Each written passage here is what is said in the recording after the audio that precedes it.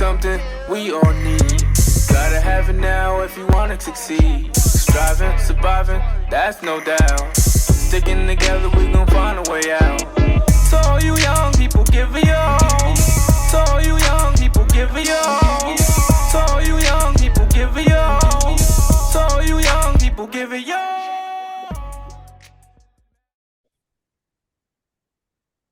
Good evening, the back community. Thank you as always for staying involved. Thank you for staying engaged. I am super excited, as I am with most of my interviews, but I have to say I am uber excited for tonight's guest. He just killed it right out the box. Listen, he sat down and he's got the back community hat. He's got the back community shirt. And I'm just like, oh, here it is. I put on Panthers gear because I happen to know that he's a Panthers fan, the same as me. So I put on Panthers gear, and I'm sitting here just smiling from ear to ear on his gear. I said, everybody gonna be looking at you like you Tyrell in this interview. It's me. Yeah. Sorry for going off on a tangent. Tonight's guest is a friend of mine. I had the opportunity of being a guest on his podcast, I want to say a year ago. But I also know this young man from Johnson C. Smith, our HBCU here in Charlotte, North Carolina, that we both attended. Robert has done some amazing things in his life, but the thing that brought us together, oddly enough, was none of the things that we knew each other for prior, but it was because of the season of life of that we were in, and where God and how God was showing up in our lives. But without further ado, tonight's guest on the back community is Robert Moore, the third host of God's Glory and Men's Real Stories. My friend from Johnson C. Smith. Shout out to North Carolina. Shout out to the Panthers. Yes, sir. Yes, sir. Thank you. Thank you. Wow. I'm not used to getting a introduction. So that was like, as you're saying that, I'm like, wow, he's talking about me, isn't he? That's crazy right now.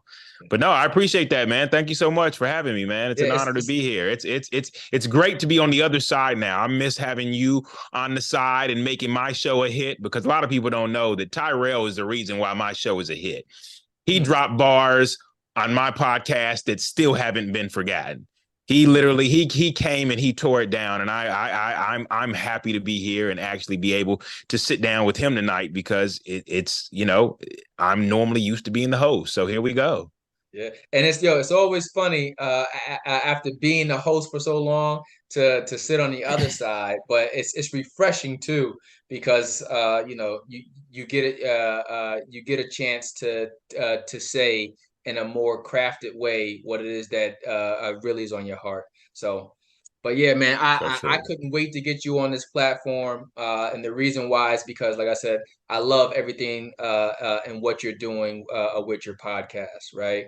For those of you guys who haven't had the opportunity to tune in, I will be sure to drop the links directly to his podcast on where you can listen to it. If you want an audio version, or if you want the actual video version for God's Glory and Men's Real Stories, is I regularly advertise his podcast is because I believe in his podcast. When you see God show up uniquely in somebody else's life, the best thing you can do is figure out a way to align yourself with it, because it's going and it's destined for greatness. So appreciate that. Yeah, without further ado, I want to give you the opportunity to formally introduce yourself to the guests. I know I've tried my best and I probably stumbled a bit. I think you've oversold me, but I think you did a great job, man. I appreciate that. It's funny listening to somebody else talk about the great things you've done, when sometimes you're still trying to just kind of sit back and recognize that it's not about the things you did before now, the things that have happened in the past that sometimes you dwell on. It's how God is using you now in this moment, in the present, and what you're doing to reach people, to encourage people, to inspire people. Basically what you're doing.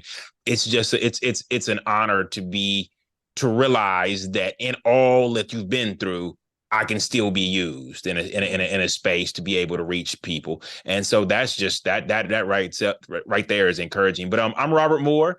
As Tyrell said, I'm from Charlotte, North Carolina. We both went to school together. We rep those Carolina Panthers, even when it don't look pretty. We rep them anyway. So anybody that got anything to say, we don't want to hear it. Matter of fact, I hope that YouTube blocks your comments. But but moving forward though, yeah, no, I am still a resident here in Charlotte, North Carolina. It's and just, you know, doing, honestly, I am being led by God to do exactly what he called me to do.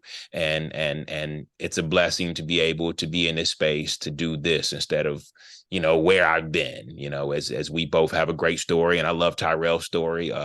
Love his story because his story speaks to like me so much, and that, yo, it's crazy how you could have been through all of these chapters, realize what I have been through, realize where I've come from, and still be used in a mighty way. So yeah, no, it's encouraging, man. It's encouraging to be here, man. It's awesome to sit down with you. Okay. Hey, big fan. If you can't tell already, I'm a big fan. I mean, like I tell people, there's people who like shows. Then there's people who support shows, and I tell people, you're supporting a person not when you say, hey, look, can you send me some apparel, but when you go out and you buy it. You know what I'm saying? When you hit that Amazon spot, and be like, oh yeah, that red's gonna look good on me. You know, I like that red and that white. That looks good on me. Look good. You know, that red and that white looks good. But no, like I said, you probably should have got the black and gold version. You know, it probably automatically didn't show up on your end for you. It wouldn't have looked good on my skin. I'm gonna be honest with you. This look a lot better on my skin. It feels good too. But you know, I'm sure that black and gold looks good on somebody. Just one for me. Hey, look, there's no hate here. I love black and gold. Shout out to Kappa Alpha Psi, man. I got a lot of friends who are a part of your fraternity. You happen to be one of my favorite nukes. It's always great talking trash to you. Since being on campus, honestly, it was like, I looked forward to running into you just to talk trash. So. Yeah. No, it was always good times. It was always love too. It was always love. That's how it should be kept. It should always be love, no matter what colors we repping. It's always love. We were brothers before we were anything. Absolutely. Well, listen, man, I'm about to get to it. You're a busy man. Let's do it. And like I said, I'm so enthused about being here because I know what you stand for. So what I really want to do is one, give the people what kind of work do you do? I know I've alluded to that you're in the podcast space just like me, but is that your actual profession? Is that what you do by profession? Is that your passion? Is that your love? And how did you get into the space that you're currently in? Yeah, no, that's a great question. So I would say I have, for the longest, since I graduated college, I have been in the IT space, but I have always been in the people business. And what I mean by that is that, you know, even though I work, my day trade is IT. I support, I serve people, but that is where my heart is. I'm here to serve people, so it just came natural. It was like IT makes sense to me. Technical stuff makes sense to me. Break fix makes sense to me. But what really makes sense to me is customer service and serving people. I thrive after interactions with people, not just being able to provide them with something, but truly understanding, sitting down with them and understanding what they really need and not what I want them to need. So that's what I do on a 9-to-5 basis. I work for a company where I serve people and I provide value by making sure that they have what they need to be able to do what they do in their areas with the technical stuff that they need. Okay. And that's one aspect of you, but there's something that rubbed off on me, and I immediately seen it, and I seen it when you first created a presence back on social media. Okay, let's go there. It's something different about this dude right now. Let's go there. And I was just like, and I just remember sending messages to you. I was like, I'm not sure what it is, but keep going, right? So tell us about God's Glory and Men's Real Stories, and what was the what's the origin behind that platform, and why now? Yeah. Okay. So God's Glory and Men's Real Stories came out of my own story, and it came out of, like, for those who may know about Saul or Paul on the Damascus Road. He had an encounter with God. Well, I too came to the end of my road, or came to that road where my road ended and what God had for me picked up. And so I had a situation in my life where, I realized that the life I was living, it was my plan. It was built out of a lot of just experiences I'd had, as all of us have. Experiences is what kind of build us. It's what conforms us. All of us are a product of our experiences in most cases. And so God's Glory and Men's Real Story started with my own story and my own vulnerability. What you were referring to is when I came back to social media after like taking like years off. I mean, I had nothing to put on there, because the truth is that I had lost track of who I was and who I was to display on social media. I was so many different things to so many people. I was, and so I didn't have just one identity. I was living out of a bunch of different identities that didn't belong to me. And so I couldn't display any of that to anybody on social media, because it would have become very confusing. My guy, my Yeah, we guy. just talked about this, We how just our talked kids about love that. to just come up in there. Nehemiah decided he was going to make his presence felt. Go ahead, say hi to Rob. Hi, Rob. What's going on now? You might want to stay for this story. This is a great one. So Okay. yeah, as I was saying, and shout Yes, out you can have them, but you guys got to go back outside the room. But Okay. shout out your family, because I love that. Because I tell people, outside of like just us being podcasters, us being businessmen, we're fathers, and you don't get to separate that. A lot of times our family life runs right into our work life, and when you're able to like blend those two and still be able to be comfortable in both worlds, it's beautiful. I love that, man. I love that. I'm glad he made an appearance. But Absolutely. but yeah, so a lot of just who I had been, I didn't, it would have been confusing to people even to showcase, okay, well, like, I see you here with your family, but just last night I saw you out with this person. Mm, Or I saw you over here in the cut doing this. Like, I'm so confused on like who you are. And mm, and let's be real, me and you both. I was mm. just as Facts. confused.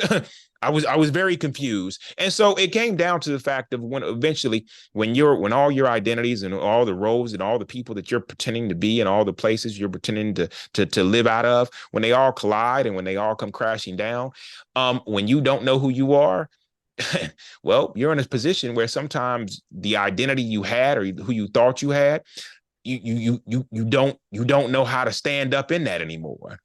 And so when I came back on social media, that was when God started to take what was completely broken, what had come to an end of me and who I had been, and he allowed me to understand who I was to him and not who I had been. So as I came back to social media, I just shared what he put on my heart. I shared a lot of the pain that I carried. I shared a lot of the hurt and the trauma that I experienced and I still was living in at the time as I was going to therapy. So I was honestly an open journal. I was journaling through a lot of my posts and I was sharing with the world, not from a space of I'm going to hide who I am, but I'm going to be vulnerable with who I've been and who I desire to be. Mm, mm. So And I felt every bit of it, right? And it was just like I said, I always tell people, it's like, if you're of God, people should hear God in your speech. People should feel God in your presence. And in reading your posts, and I'm miles away from you, I felt it. And it was just like I said, man, it was something different about Robert at this particular point in time, and I was interested in seeing where it was going. And it's just like, it was so dope to like, it's people don't realize, I'm not gonna say that, it's really tough to cultivate a relationship with God sometimes in an atmosphere that doesn't really promote it, that doesn't really push it, and tells you that you can be all things all by yourself. right? Right. But when you get to that space of just realizing that,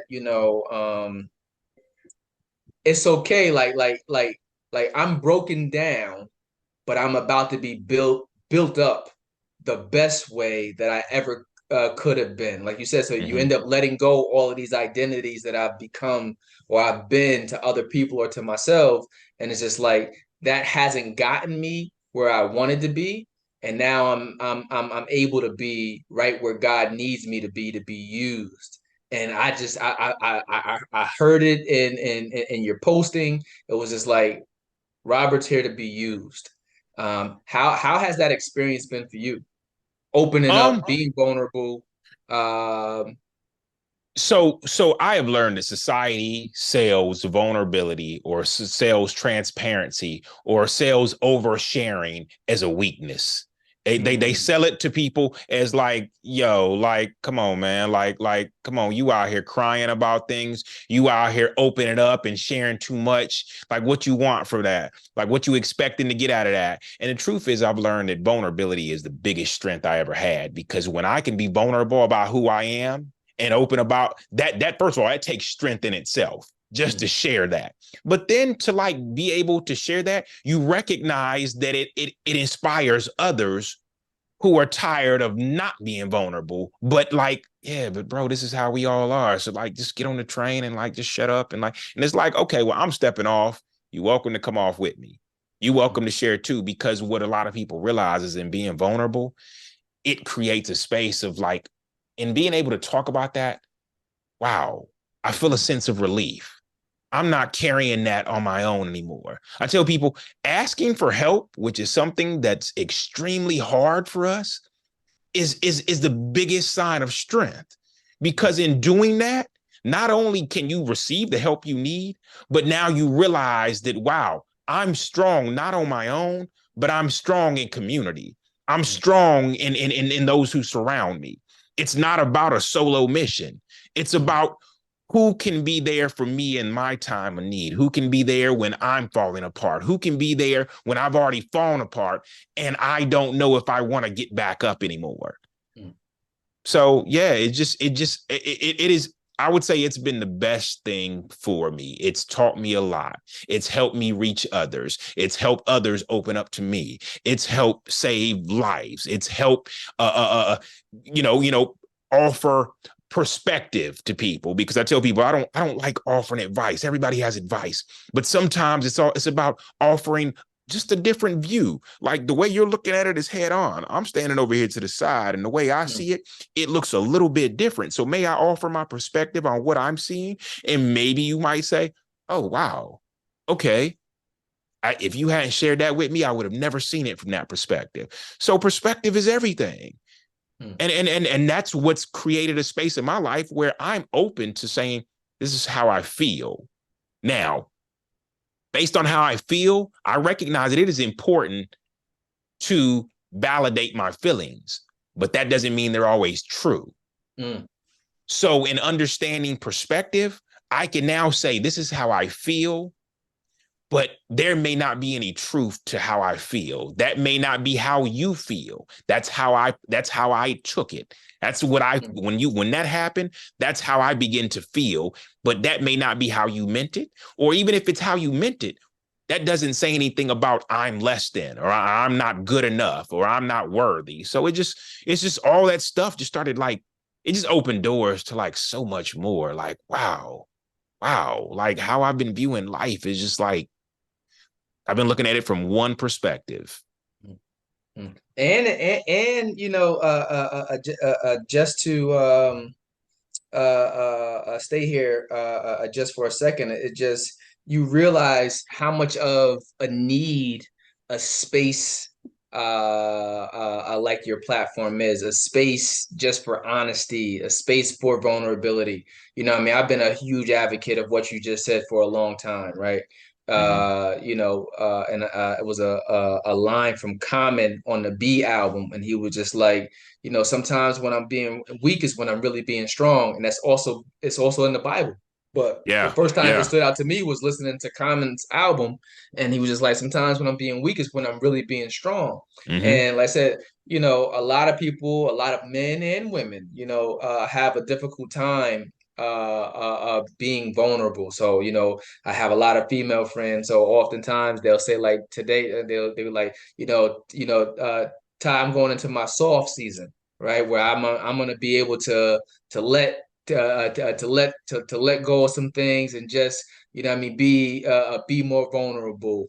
You know, and then for guys, it's just like, you know, more guys are actually seeking spaces, whether it's among other men or whether it's among therapy itself, but to be able to let it out, what's going on within us instead of trying to bottle it all up. I think most of us were raised at a time period in our households and in society where we were taught that, you know, men don't cry, men don't talk about these things just happen. You just keep bottling it all in, and you're supposed to just survive that way. But ultimately, we end up drowning. The kid inside of us, the person inside of us, ends up drowning in all of this stuff that we should have been able to get out. So I love that there's platforms to speak on that. Yeah, and you know, honestly, okay. So a lot of the drowning happens due to like things like phrases like you said earlier, where like you were saying that, okay, you know, as a female, somebody was saying, I'm going into my soft season. Now imagine how she would look at a dude who was going into that season. Like it's okay for me to be soft, but you can't be soft. So it as men, we're already like, just with stuff like that, like, okay, well, it's not okay for me to be soft, or it's not, more importantly, what soft means to a lot of people is you don't have feelings. You're not supposed to be in touch with your feelings. You're not supposed to be in touch with your emotions, and you definitely not supposed to showcase your emotions. And so all of that narrates to us that, okay, that's not safe. That's safe for them. That's not safe for us. And so I tell people, everything is in the words we say and what we say and who we bring around us, because a lot of people don't create a space for you to be safe, to showcase what's going on in your life, to say that I need help because now you're soft. And it's like, yo, that's crazy. Like, so I would rather you stay hard and deal with whatever comes from that, then say, you know what? It's not soft or hard for me to actually be in touch with like how I feel, instead of just kind of like stuffing that down and not dealing with it. Because that's what's hard to people. Like don't say that, because now you look soft. So be hard, stuff it down, and don't deal with it. The opposite for men. So if I was to say that, women to say they're going into their soft season, for most guys, it'll be like, and even women say this for guys too, is it's like, we're becoming more emotionally intelligent. So it might not be we're going into our soft season, but we're going into a space where we become more emotionally intelligent. And I tell people that all of the time. Like, I've always been introspective. Like, I'm deep into my thoughts. I'm deep into my feelings. I know how to verbalize that. But I've also known how to mask it too. Like, some people don't want to see that. So I can be the hard side of Tyrell too, and give you that and be like, oh, you don't really want to hear how I feel. And I'll just give you that side of Tyrell. Right. So that's why earlier when you were just saying like managing all these different identities that we may have within ourselves until we get to a point where we can reconcile which one should stay and which one should go. That has a lot to do with just evolving as people, as men, as humans. But the other part is just like, being able to take that introspective look and say, something ain't right here. So it took me a while to realize that, I was disconnected from a lot of the emotions because my environment didn't allow me to be more emotional. Right. It was just like, nah, man, you can't love that person. Nah, man, or that happened. This is how you respond. Well, let's be real. I don't want to make this just about emotions, bro. I mean, like whether you showcase emotions or not, who you are, what you've been through, what you're experiencing, what you've been carrying, it all matters. So I don't even like to go into the whole soft or hard season. I've learned that nothing hard has gotten me anywhere. A hard heart, a hard head, a hardened perspective on things. Nothing hard has ever gotten me anywhere. But I've always been sold that as a man, I'm supposed to be hard. So and I'm not even saying I want to be soft. I'm just simply saying that I don't want to buy into the whole idea that as a man I have to be hard and everything has to be hard, because nothing hard. Heck, let's talk about some things that we enjoy that are hard. Nothing hard has ever benefited us. Not even life. Like, do we want a hard life? No. I mean, even if you want to act like you do, everybody wants a life. Not so much. It doesn't have to be soft, but it's like, I'd like a life that sometimes I want some moments where it's like, yo, I can sit back and enjoy this and not everything just be so hard all the time. Absolutely. Listen. Going back home for me, I literally just had this conversation with someone. I don't remember where it was, but it had to been within like the last month or two. And I was just telling them how it's been such a healthy transition for me from leaving Albany, Arbor Hill, right, to moving to the DMV area, or just like going to Charlotte, either which way. But to be in a spot where I feel safe, where I feel comfortable, where I don't always have to be on guard. It allows you just to be. Mm-hmm. And like that's the space where most of us flourish, when we finally get to the place of just being able to be. Yep. Because at that point, you're not having to focus on all the other things that have kept you from looking forward. You're so busy checking your surrounding that you can't like look off to say, okay, this is what I'm striving to do. This is where I'm trying to go. I'm too busy focused on just staying alive, just surviving life. And I've learned that like survival is what a lot of us have been stuck in. A lot of us have been stuck in survival. I am still in survival mode. I am now 45, not personally, but I'm just using this example. I'm 45 and I'm still out here surviving. And it's like, bro, you've been surviving since like you could walk. Like you've been surviving. Like, aren't you tired of surviving? Like, at what point do you just get, well, this is just life?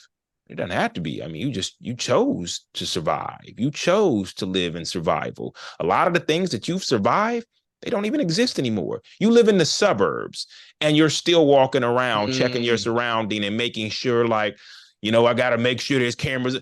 Bro, like relax. Like, because when you start to relax, now you can sit with yourself and start to like process the reason why you've been surviving for so long. So yeah.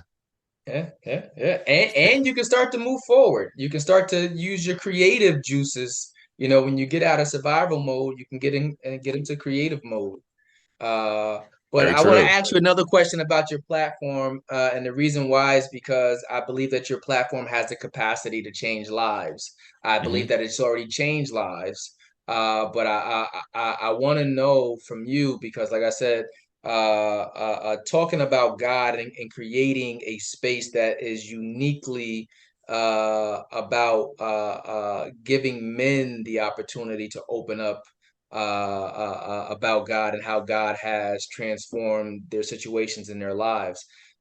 How has it been hearing those stories or interacting with your audience since you created God's Glory and Men's Real Story?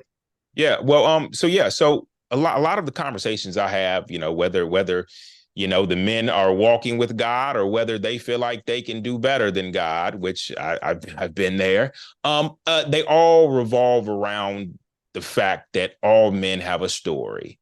And a lot of their stories go untold, even by themselves. They don't even sit back to recognize not only how far they've come, but where God has taken them in their life and how he's continuing to work in their lives, even when they're not necessarily giving them the glory. But I recognize that in all of our lives, men need the space to sit down and process and talk about things that they've been through that maybe most wouldn't want to bring up in a bar, in the barber shop. They don't ever get told while we're watching the games. That stuff just goes completely under the radar because most of our relationships as men, they stay surface level. And so a lot of the conversations we have here, they're not the normal conversations. They're the conversations not so much from a space of honesty, but just transparency. Like I've been dealing with this. I have been suffering with feeling like I'm not enough. I don't feel like I'm a good enough father and husband. I don't feel like I am worth any of this stuff that I have. I am just gracious enough to have been in this space. And so I'll a lot of times we lower our values in life just because of how we view ourselves and the identity we've taken on. And I was just writing about this the other day about how like our lives have solely been rooted in provider. We're groomed to one day provide for a wife and family. We're groomed to provide for others. And a lot of that, it never says anything about, yeah, but you have to make sure that you also can showcase how you need to be provided for, what you need, because a lot of times we just overlook what we need. I mean, as long as everybody else is happy, we're happy. We root our happiness in everybody else's happiness. And I realized that a lot of times that leaves us walking around sometimes with resentment. It leaves us walking around bitter. It leaves us walking around frustrated. And our frustration shows up as men in what? Anger. Show up angry. We show up that's one of our biggest, that's how we would normally describe, I was just angry. Okay, well, let's dig deeper than that. What's that rooted in? Where's that anger coming from? What's actually bothering you outside of just recognizing that I was just angry and I just needed to let off some steam? I need to go do these things to let off some steam. And so we find different hobbies and different things to go and let off steam instead of like getting to the root cause of like, what's really bothering me?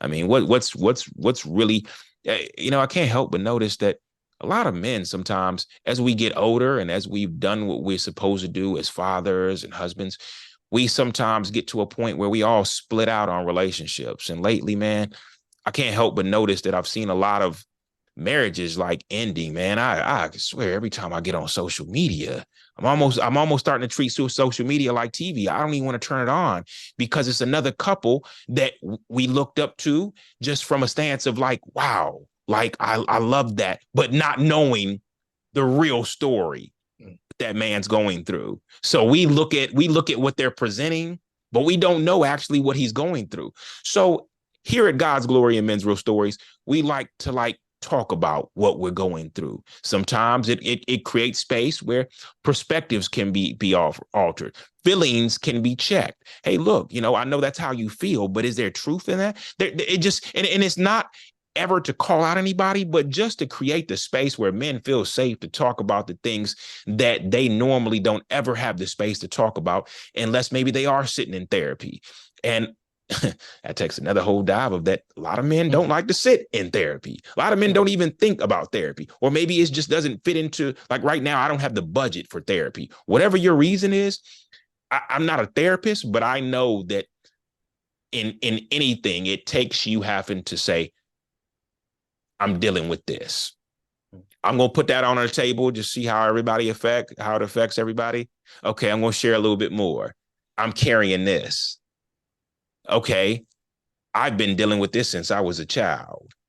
And as we start to talk about those things that all of us have been dealing with and we've been carrying and that we've never wanted to process through, or we just wanted to bury and never face, it allows us to now be able to be like, man, how I've been viewing that all my life, bro, is that I wasn't worthy, man. I'm never going to be enough. I don't matter. Nobody would miss me. And so in having those conversations and actually shedding truth on the lie we tell ourselves, it creates space where not only other men are inspired to do the same thing, but it creates growth in all of our lives to where we're like, okay, that was good. I want to keep doing that. Like, I need to find another space where I can be my authentic self and not this facade version that I'm sharing with you guys on social media. Everything's good, man. Like, we out here living life. Hey, we got this. We doing this. We going here. We out here. And in all of that, I feel broken. I feel hurt. And I low-key hate life through this smile that I'm showing you right now with my family. And let's not act like we don't see that all the time. Yeah. It's I mean, what is it? You get man, anyway, it was so more people will buy into the gossip, the rumors, the facade of things than the reality of things, right? So like even on social media for me, like I try my best to give as much of a well-balanced approach, right? It's like because everything in my life ain't all positive and it ain't all negative, right? Mhm. But I think it all deserves to be celebrated. And I made a post a while ago, and I was saying like even the broken parts about us have value, right? Hmm. And Most you need definitely. to be able to do it because what I've learned is no lie. We were we at? It was our anniversary this year. My wife and I were out having breakfast, and she had asked me a question, and she goes, and she was like, she says, what is it about posting on social media that you like, right? And I told her, I said, to be honest, I said, I think I try to give a healthy, well balanced look to other people about what life looks like for me, what it could look like for them. And I found that my responses have always been like helpful to other people, right? And she said, I figured you would answer that, say it that way, right? But no lie, within like 2 to 3 minutes of her saying that, I ended up. This is why we're at breakfast. So my phone goes off, and it's just like messages of people sending stuff in. It was like, Rel, yo, I love what you got going on, man. Just like, yo, keep doing it. Like you give me hope, and just like I know I never really said this to you, and this is from guys and girls, and it'd be like, and then I say like I said, it was like within like 2 or 3 minutes. So I turned my phone around and said, well, babe, you know how you just asked me that? This is why I do it because, people are looking for a healthy way. Some people aren't. Some people just gonna look at you and say you're corny. They're not gonna like it because you're not popping bottles or doing whatever it is, or I got whatever it is. You're never gonna be everybody's cup of tea, but you're always gonna be the right cup for the person who desires to sip what it is that you're serving, Yeah. right? But And I but but think I would authenticity like, matters. yeah, and I will add to that. We always talk about, I want to showcase what a healthy relationship looks like. But a lot of times we miss the opportunities to showcase or talk about the fights we just had. Hmm. This is what a healthy relationship looks like. We just had a really uncomfortable conversation. We just fought it out, and when we didn't fight from a standpoint of like I was angry or I raised my voice, but even in that we don't always see eye to eye. And guess what? That's healthy because as we sit here and we may disagree on things, if we just didn't have this conversation because it was uncomfortable, then guess what? I hold this in. I hold how Hmm. I feel in. Hmm. And now I'm never dealing with that. But guess what? What you hold in, it turns into this disease called resentment. And it starts to spread through your body. And it starts to cause issues that later on, one day, everybody's smiling on camera. And the next day, they're like, yeah, like, look, we decided to Hmm. call it quits. And it's like, so I know it's not popular to showcase the fact that my healthy relationship looks like this. Me and my wife tonight, I'm sleeping out here on the couch, because we Facts. disagreed. I'm going to showcase the fact that, hey, look, me and my wife, we needed to step away from each other and take some time to each other. And this is what a healthy relationship looks like. Because in this time that we spend alone, we're working on ourselves. So when I come back, Hmm. I'm not just bringing 50% of me and she's bringing 50%. I'm trying to reach a version of myself that's whole. So when I Hmm. come back, I'm 100% of myself. And that's what it looks like, not just for women, but for men too. We need that. We need those spaces. We need to showcase what healthy relationships look like. And it's not always pretty, but Facts. but but that's a hard thing to showcase to people It's never because pretty. It's never pretty. And then it's also not everything isn't made for TV. But like Mhm. I have a lot of people in my close circle that like I'll open up about my relationships with them. They'll open up about their relationships with me. My wife and I have group chats with other couples, and we all have these conversations. So it's like somebody's got something else going in the other household. Like, listen, well, we need a third party neutral. let's let's call Tyrell and Jean. Or if we over here getting into it, we're like, oh, you know what? Let's call such and such, right? Because that's the healthy aspect of it. That I say that I want to show, I want to broadcast it because it's work dealing with people, it's work, dealing with yourself, but it's good work when you think about the alternative, because I could be wasting a lot of time doing nothing, or still chasing the same things that I was chasing at one point in my life, not building, not growing. And I think that that's worse than putting in the work to sustain or to figure out how to make something work. Oh, very true. Very Yeah. true. Yeah. Very true. Well, let me see, man, because obviously, you and I can go down any path and probably have something to say. But I am Definitely. interested in peeling back the layers of Robert Moore III a Okay. tad bit more, right? All So right. I'm gonna do it in a fun way, right? Because I think that we've been heavy for a little while. So I have this Nah, I have that this wasn't heavy section at called all. rapid fire, right? Okay.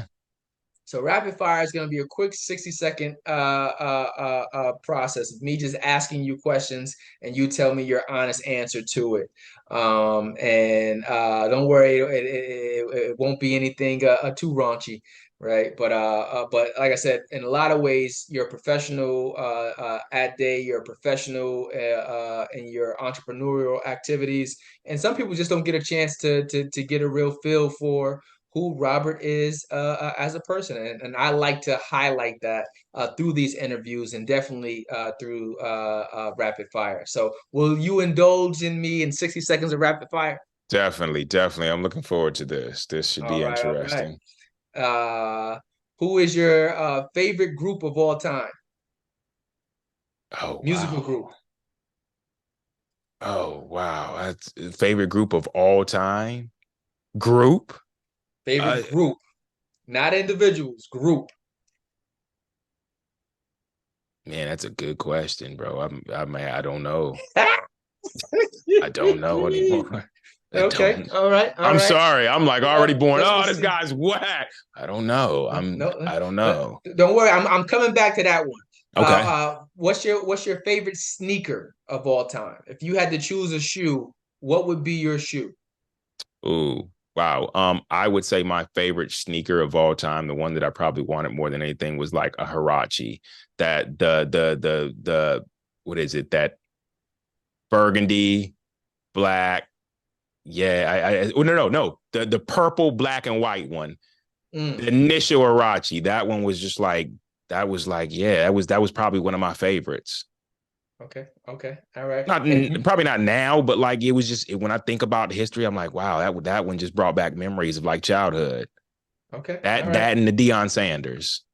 Okay, all right, all right. What about if you were to choose fear or love, what would you choose? Fear or love? Yeah, if you preferred someone to fear you or love you, what would you prefer?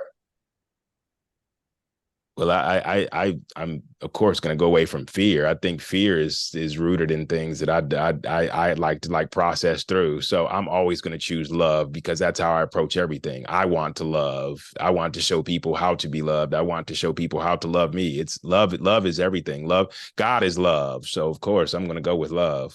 Okay, P. Diddy. You know, 50 Cent would answer differently, but okay, P. Diddy. Uh, Yeah.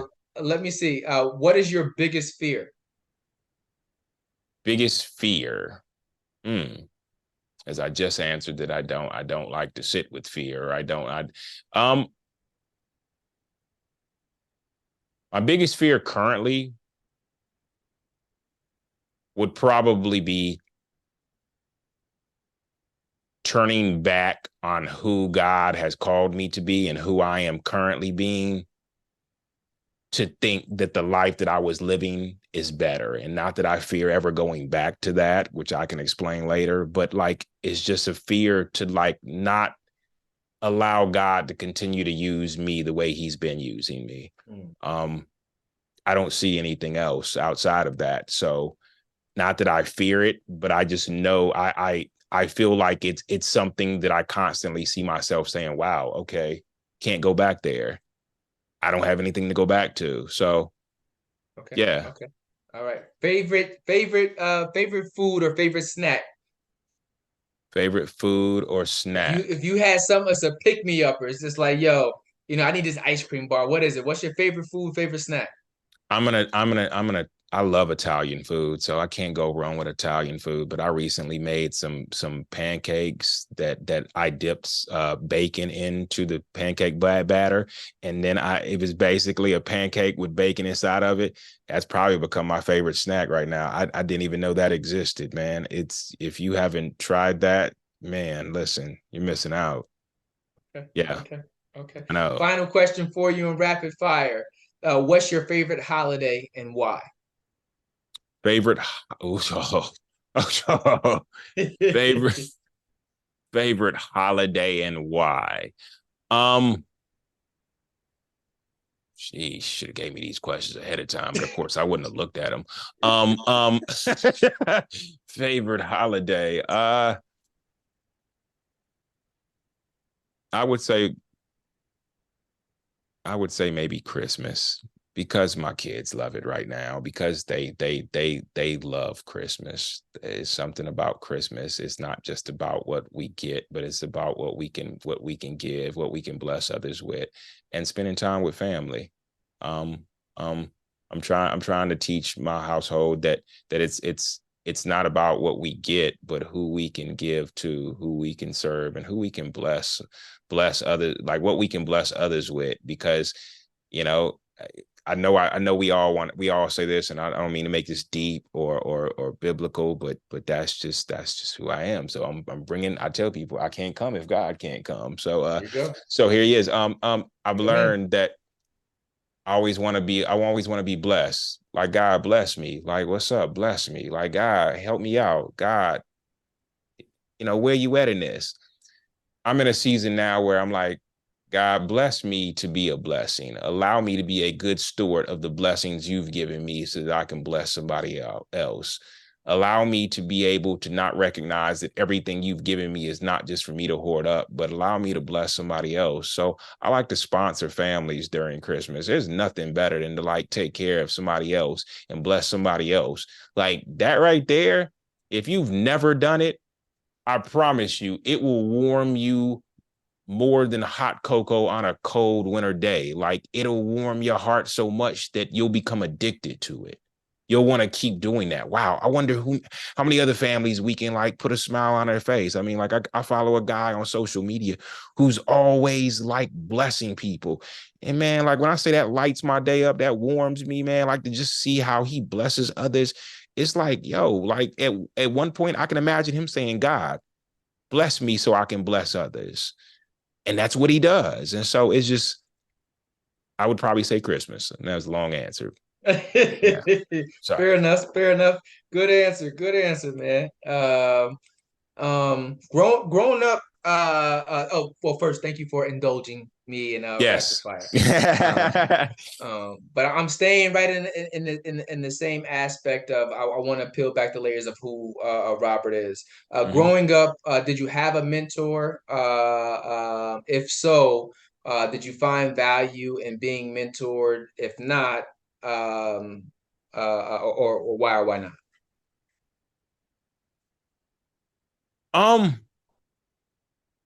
Growing up, so growing up, it's funny. They used to have these programs where they would try to match you, like big brother, big sister type programs in school. A lot of you familiar with those things.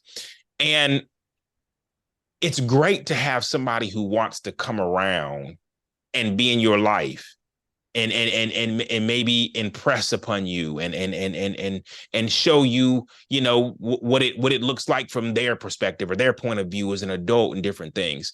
I think that growing up, though, I think I wasn't really as interested in a lot of those things as I was speaking about earlier, just due to my own experiences. And a lot of times I was too busy, as they say, glass half full, glass half empty. I was wondering how soon these people were going to leave, because I had an issue with abandonment growing up. So as much as I see the importance of having mentors, even when you don't have those figures in your life, whether it be through your parents or through family members.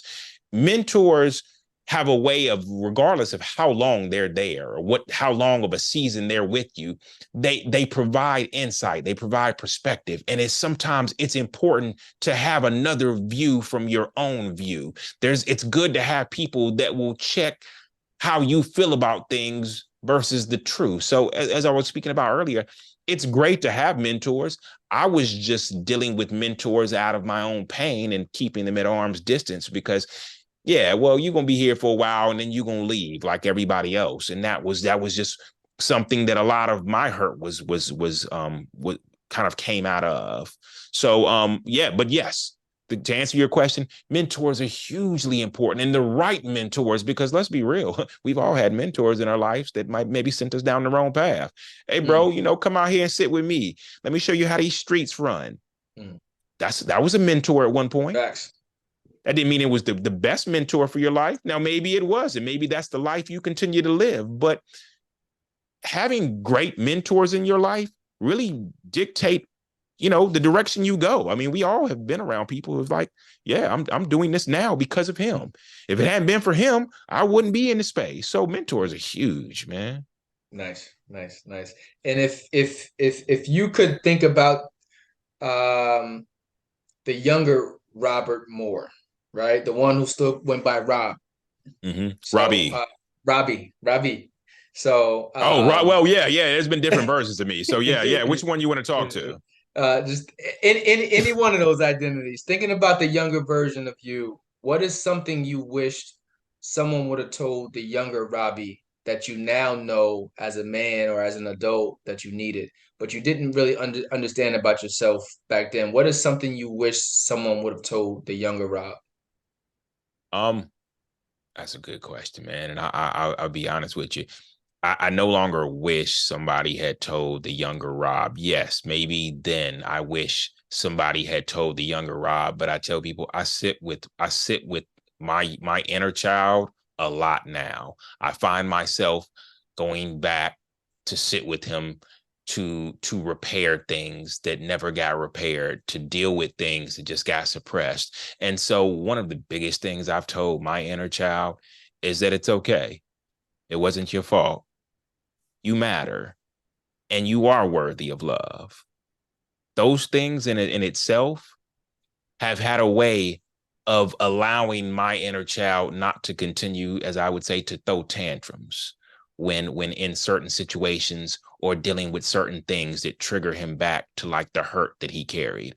So just reminding him that he matters, that he's loved, that it's okay now, that he doesn't have to, that he doesn't have to feel like he's felt and hold that hurt anymore. I do that a lot because our inner child still matter. Just because we're grown now, it doesn't mean that our inner child isn't just sitting in there still hiding from the time when we abandoned him because we had to go into our hard season now, and you'll never make it here, as I used to tell my younger self.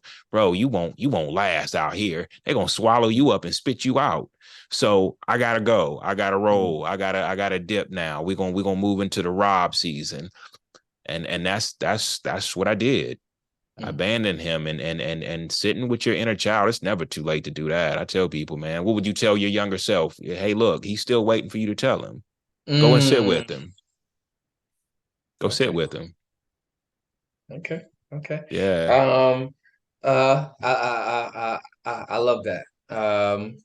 But caught y'all guard with that. Listen. I love that. Listen. There's nothing better than when you said, it's not too late. You can still go talk to him. You can still go talk to her.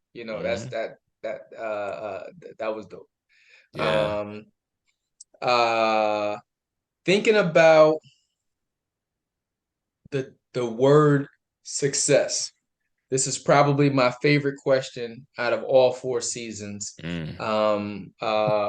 Because I think it universally just means so many different things to people.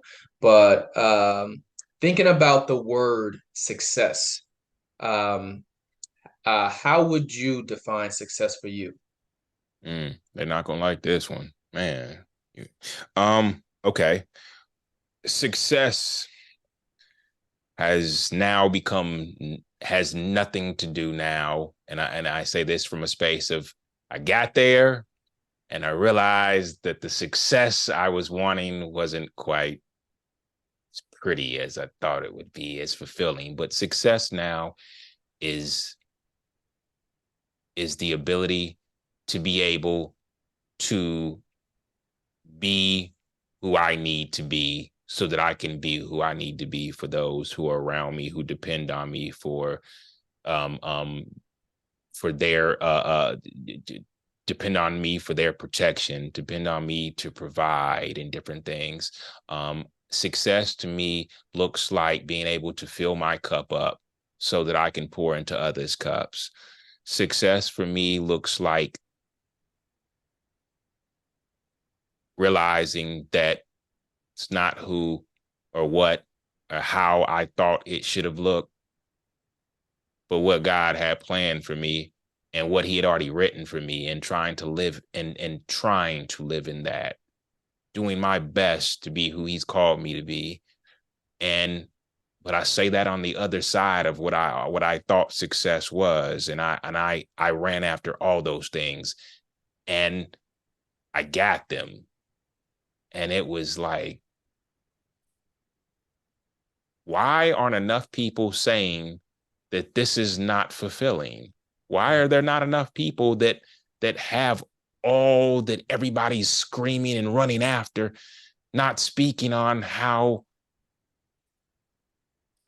empty this feels? Like you can have it all and it still feel empty, which is, yeah. I won't go too deep into that, but I'll just say that, yeah, that's success has completely changed in my eye now, and success looks nothing like what it used to. It's not about what I can obtain, but who I can be, and what I can do, and who I can serve, and how I can be. I can bring light, love, and a servant's heart into every place I go. That's really what my podcast is about. My podcast is not about me. It's not about making me a star. It's about creating a space for others to be able to shed light into like what has been really, really dark in their lives. And like I said, I've been in that dark place. And when you're in that dark place, I don't care how successful you are. I don't care how successful you are. That success means nothing. The money, items, stuff means nothing. Means nothing, man. It just becomes junk. It takes up space after a while. So yeah. Sorry to keep bringing the mood down, man. I know, man. I feel like I keep bringing the mood down. Listen, but it's just being honest, man. I speak from a space now of like, man, I wouldn't, hey, look at me as the mentor now. I don't want to see anybody go down the route I went. You don't have to. It's like Jay says all the time. You don't have to do it when I've done it already. Hope did. Yeah. Yeah. You don't have to do it if I've done it already. Like, let me share something with you. But I get it. You got to touch the stove to realize it's hot. Yeah. But to your point, I love what you said, defining success. And it was just like, all of the things that I once thought defined success, I chased after them, I acquired them, and I still felt empty. I still had a void. And he was like, you wish people would talk about that more, right? And it made me immediately jump to an old a clip from Joyce Myers, and I love it. And she's always talking about, she was like, there's a husband store, and then there's a wife store, right? And it's just like, so she says, there's a husband store, and I'm probably gonna mess it all up, but I love the thing anyway. So she says there's a husband store, and he's like, most husbands get off at floor one. You just like, I got a wife, she looks good, she works, she likes sex. They get off right there. Right. And she was just like, but then she says, just to be fair, there hasn't been a woman's store too. And she was just like, and in the women's store, well, once you go to the next floor, you can't go back down. Right. So it's just like, on the first floor, it's a good man, such, the woman keeps going. And she goes to the second floor and it's like, well, this is a good man. He likes sex. He takes care of kids, has a lot of money. He's like, but there's a third floor, and just like, so well, I'm gonna go to the third floor. And then so just like, and every floor is supposed to get better ideally, right? So then, you get to the last floor, realizing how many other good men you just passed up trying to get to this next floor, and you get to the last floor because it's this one has to be like dynamite, and there's no men up there. It's just you and all the other people who made those same choices with you, circling around with nothing. And it's like, well, can I go back down? It's like, no, you can't go back down. And the premise goes back to what you said earlier about this whole idea of chasing more, right? And you wish more people would realize, or be honest and say that it isn't everything that it's cracked up to be. You know what I mean? And Find content. yeah, and I'll say this too, just because I don't want it to be misconstrued. I'm not saying that, hey, look, stop chasing more, just settle with what you have. A lot of people need to stop settling for what they have too. Facts. I mean, there's a lot of people that have settled with what they have based on the value they put upon themselves. And I, a lot of times you'll wake up one day and realize that you've put the wrong value on yourself. And you look around at all the things you've chosen, and it's based on just you settling. And so, I don't want to get that misconstrued of like, hey, look, just take what you got. Like, be happy. Stop trying to like go for more. But also a lot of times you need to know who you are before you start to just settle into one thing. This is just who I am, because a lot of times you'll wake up one day like me and you'll realize that who I've been is not really who I am, and who I am and who God created me to be. I want everything around me to align with that. I want everything around me to align with that. And sometimes a lot of the choices we make, it's like, why do I have all this stuff? None of this aligns with who my authentic version is, who I really am. None of this is. This is all for this guy. I got facades over here. I got all this stuff right here just to make myself look better, to make myself look more appeasing to others. And it's like, yo, but that's not who I am anymore. So what am I gonna do with all this junk like that I've accrued just to kind of cover up my hurt? That's when it gets really interesting. Well, let me see, man. I got two more questions for you, Mr. Moore, Okay. and I'm gonna let you go. No. I'm here for it, dude. Well, I'm gonna get these kids to sleep. Yeah. It's almost their bedtime over here. Yeah. Two more questions for you. I'm gonna let you go. One of them is, we are in the month of September. September is Suicide Awareness Month, if I'm not mistaken, right? Yes, And it I is. know at the end of every one of your shows, you play a clip about the suicide hotline and understanding the significance of giving people a number to call, a place to contact. And like I said, I didn't want to have you on, realizing that you have such a magnificent platform, and you also focus on giving us all safe spaces to contact. And I didn't want to overlook that it is Suicide Awareness Month. Why is suicide awareness so important to you? Please tell us the numbers that you typically utilize on your platform, and who and how we can get other people to speak to those hotlines as well. Yeah. Okay. So, it is September is Suicide Awareness Month, and it is big to me on so many different levels. So a lot of people don't understand, why suicide awareness is so important, because they've never been in that position to ever consider or think about others who may feel like suicide is the best choice. Suicide, especially amongst Black men, has been something that I realize has just grown astronomically over the years. And being a Black man who's been and dealt with suicidal ideations in my past, and I'm talking about like not too long ago, realizing that a lot of that wasn't because I didn't want to live. course I wanted to live. Of course these people want to live.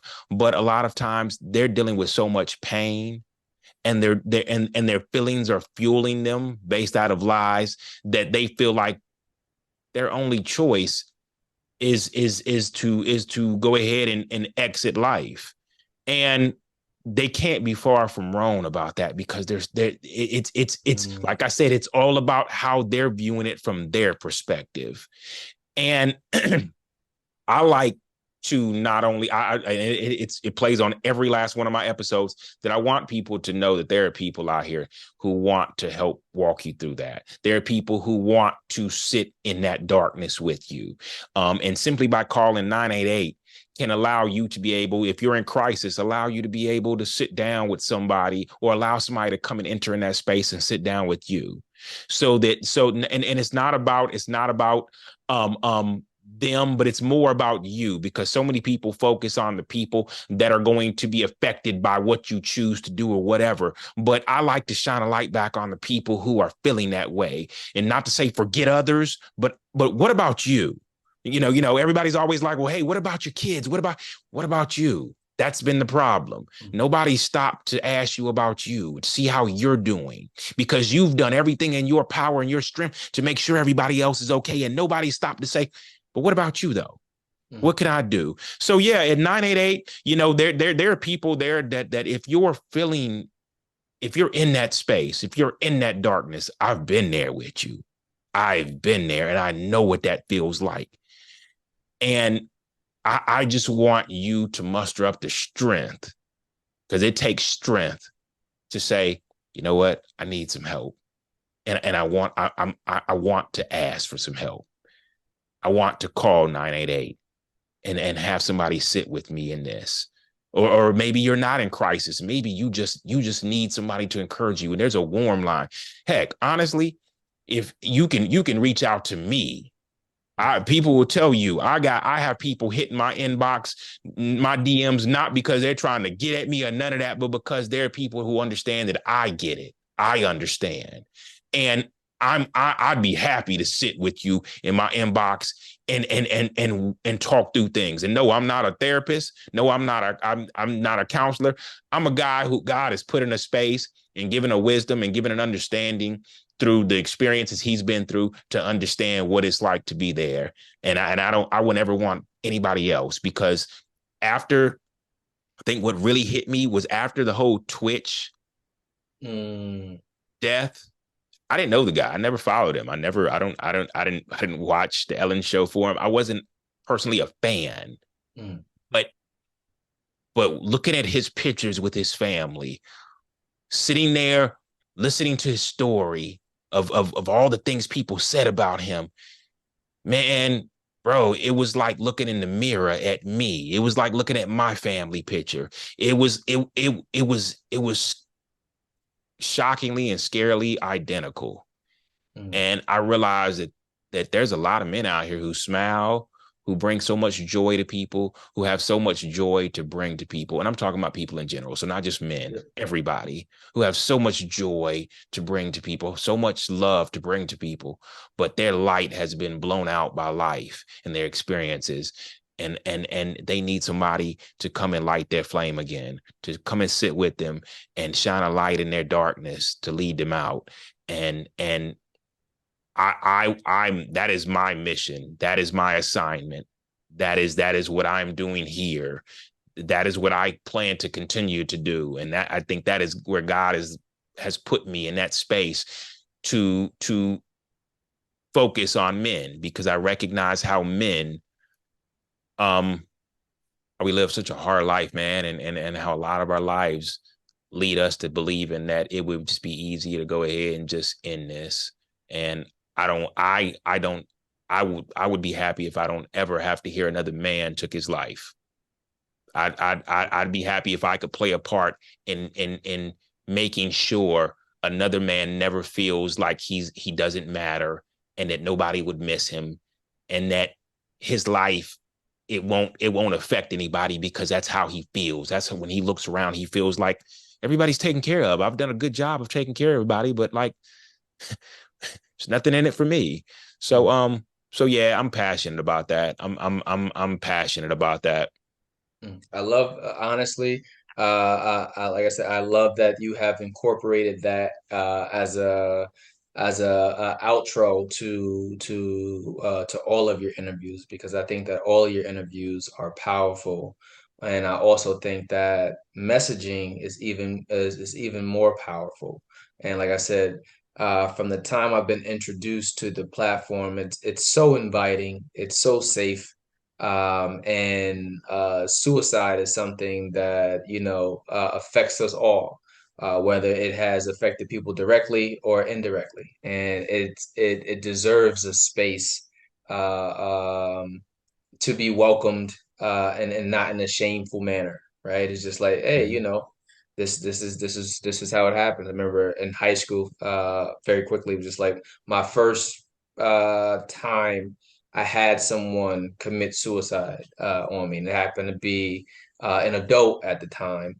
But it affected me greatly, to the point that from high school on in, any person that I knew that was going through something or feeling some type of way, how a lot of people overlook it and be like, he said that, he didn't really mean that. It was like, I don't play with it lightly. So Yeah, I but appreciate you for highlighting it. I appreciate you for championing it, and I appreciate you for being vulnerable enough to realize that that connection is needed, and being able to connect people to the appropriate people. yeah, and I want to leave without saying this too. I think it's important, I can't be the only champion for this. I think it's important that people start to, give people the space to like ask them, like even if it's weird, man, like ask people, like ask men, like, hey, look, how you doing, man? And like my neighbor did one time. I mean, like you doing good, like how like you and I knew what he meant, and I appreciated that, and I was like, bro, I appreciate you asking that, because sometimes we just automatically we just, yeah, good, and we need somebody to like slow down and be like, but how you really doing though? Like, is everything okay? And not because of what I've heard, not because of what, but just because I care about you, and I want you to feel like you matter, because you do matter, and more people need to show people they matter. Hey, how you really doing? How you really doing though? Like, is everything okay? Like anything, you just tired of carrying, man, that you want to talk about, man. You need somebody to talk about, and don't look at that as like I said, there's too many people out here like, man, that, come on, man, toughen up. Nah, it ain't enough people out here saying, bro, listen to me. It's okay. It's okay to be tough and vulnerable. That is a strength. That is my superpower. I'm super vulnerable, and I literally, if I could get a cape with a super V on it, bro, listen to me. That's what I'm championing over here, along with others who understand the importance of vulnerability, and just being safe to say, you know what, I'm not okay right now, and that's okay. Let's talk about that. Yeah. So Okay. But listen, man, my final question for you, I could not let you go without asking you this question. okay. Robert Moore III, thinking about all that you have accomplished, all that you have gone through in life, what about your life's path, your life's journey, are you most proud of? I got stuck on all that I've accomplished.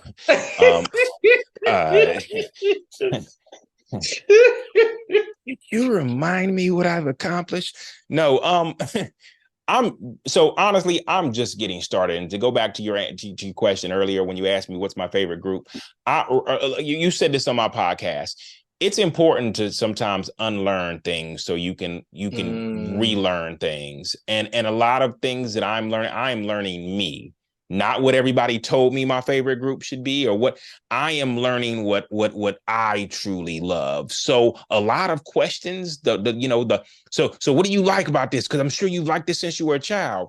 Well, when I was in that space where, coming off of talking about suicide, when I felt like it was best, nobody would miss me, and that I didn't matter, and that I wanted to die, the one thing, and I recently heard somebody else say this, and it's so true. The one thing God let me know is that yes, you do need to die, but you need to die to who you've been, to this person that you've been playing, to this facade you've been holding up. And so as I had to let him go and die to him, I am constantly learning who I am. I am constantly unlearning things that I have believed about myself and believed that I liked and believed that it was a part of me, to realize who I truly am. So when you say all that you've accomplished, I've just gotten started, because I've been given another opportunity to do things his way, and to realize that his plan was far greater than mine, even when I thought I could do it without him. So as I grow, I learn new things about myself every day. And I mean that. Like, there are some things that I could be sitting down and talking to my wife, and I'm like, yo, okay, wow. The reason why I can't help you with that is because I have never given myself the space to deal with those things. And I'm realizing it in your hurt right now. So you need me to sit with you in that. But I've never sat with me in that. And so I'm not going to be selfish right now, but I'm going to sit in something that's been uncomfortable to me all my life, or I'm constantly learning who I am. So to answer your question, man, it's, bro, every day I am growing. I am healing. I am realizing that healing, this journey of healing, is a lifelong journey, and I'm here for it. And as I heal, it allows me to be able to help other. You didn't coin it, but bro, you hit it on the head. Hurt people. But as people heal, they allow other people to experience and be inspired by their healing. I want that. What you got, that looks like that's worth way more than any money or any possessions I could obtain. I want healing. And that's what success looks like to me now. Healing. I'm healing. I'm growing because of the healing. And now everybody that's around me gets a safe space because I gave myself that space. Everybody that's in my community gets to experience a version of me that I wasn't safe to be before.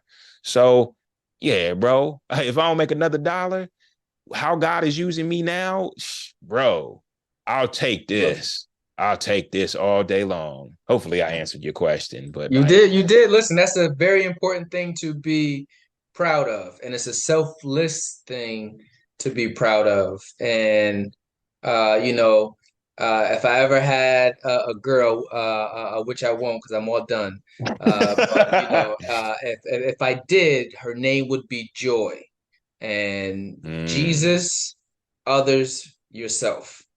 So, you know what I mean? Realizing that it is important to take care of you, but it is important to put Jesus first. It's important to put others first. And then it's important to take care of ourselves too. And it's so funny you said joy, because truthfully, when people get to this space, they realize that joy replaces happiness, because happiness is based on what's happening. Joy is something you can experience even when life is lifing. You can still sit in the joy God provides. And so, yeah, bro, I'm so glad you said that, because that is where I'm at. It's no longer the pursuit of happiness. It's the experience of joy. I don't have to pursue it. I've got it. I just have to experience it and recognize that I can experience joy even when life is like really life. And I'm talking about life, and I can still say, you know what? I'm going to sit in this joy. I'm going to sit in this peace, even in the midst of this, because I know it's going to be okay. All right. All right. Well, there you have it. We have it from Robert Moore III himself. Rob, please tell everybody, how can we find you on social media? I'll be sure to add it in the comments section when I post too. But please tell everybody how they can follow you, how they can stay in contact, how they can subscribe, how they can become fans of God's Glory and Men's Real Stories? Well, honestly, I'm a fan of all the people who want to subscribe. So, I appreciate every person. I used to like send them personal notes, and now it just got out of hand. It was like, oh, they're coming in a lot more than I can keep up with. But, I personally want to let everybody know that I appreciate all the people who subscribe to God's Glory and Men's Real Stories. You can find me there. You can find me on social media, my own personal page at Rob, R-O-B _ no, which is N-O more, M-O-O-R-E. Rob, no _ no more. Yeah, definitely feel free to reach out, feel free to connect, feel free to even share how, you've been inspired, man. I love to be encouraged by that. I get encouraged by how others are inspired and how others' growth and healing and all are happening. So yeah, feel free to reach out. I would love to hear from you. I would love to pray for you. I would love to encourage you or inspire you, or just sit in the darkness with you if you need somebody to sit in the darkness with you.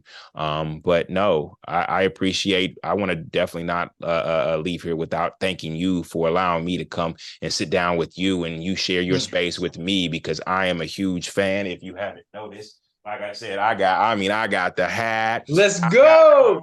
I came here ready. And anybody who listen to me, y'all are missing out on this apparel. This apparel is super dope. I mean, I'm talking about, I was just telling them before the episode, I was like, bro, you like these trucker hats. Love this hat. This hat is and the shirts fit good too. Feel good. Like we already discussed that. Looks really good on me. So make sure y'all support my brother. Don't just support him by by listening, but go out and spend $1 with him. Show him how you really support him, because he's doing a lot of great things. He's creating space for a lot of great conversations. A lot of people's voices and stuff wouldn't happen if it wasn't for what you're doing. So brother, I appreciate what you're doing. I appreciate you giving people this sharing your platform with people to where their stories can be heard. They can talk about what they're doing in the community in different places. So I appreciate you, man. Love you, man. And I love you back, bro. I'll see you soon for homecoming, God willing. If he allows, but thank you for extending me your time this evening. I'm gonna get to going to help my wife to put these kids to bed. Gotta do the same thing. And I just want to say thank you for being usable. Thank you for allowing yourself to be used, because I believe that God is doing something with you, is doing something for you, and is doing something through you. So keep doing the work that you're doing with God's Glory and Men's Real Stories. Thank you for being an advocate for all things positive, and I look forward to getting your story out to the people. Yes, sir. Yes, sir. Thank you so much. All right, then, man. y'all. Talk to you later. Be blessed. Peace. Keep climbing up the ladder. Black lives matter. It matter. So all you young people, give me all. So all you young people, give me all. So all you young people, give me all. So all you young people, give me all. Matter.